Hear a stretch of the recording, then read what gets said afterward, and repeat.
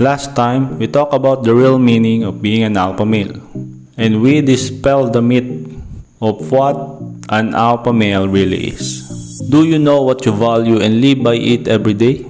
Do you have a vision that is bigger than yourself and that you are actively working to bring it into reality? Do you set firm boundaries in your life, stand up for yourself, and prioritize your own well-being while still acting kind, compassionate, and respectful to the needs of others? Then congratulations, you are exuding alpha behaviors.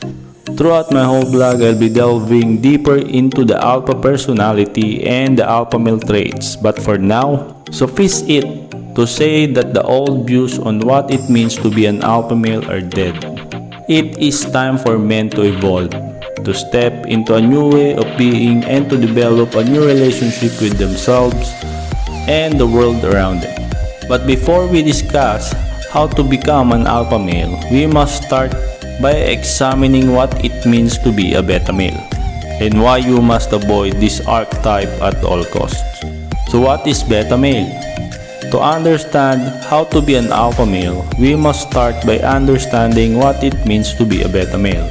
It's important to understand that being a beta male has nothing to do with how manly or how you stack up against other guys.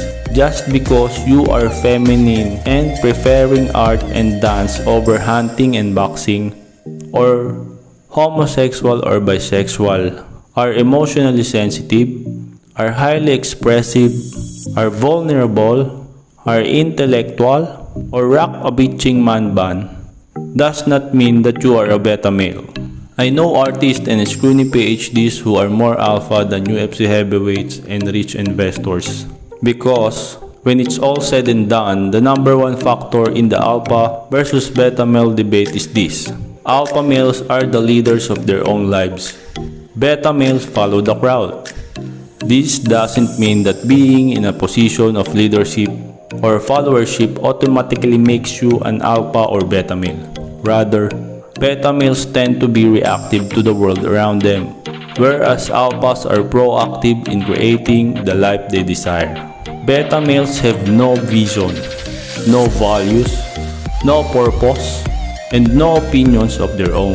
They simply go with the flow, do what they're told, and blindly accept what others say. Beta males are the types of men who will go to college without knowing what they're pursuing, settle in relationships out of comfort, stay in a soul-sucking job for the health plan, and give up on their hopes and dreams because it's what they're supposed to do. They don't value or love themselves enough to take a stand for their own life and bravely charge forward to the life they desire.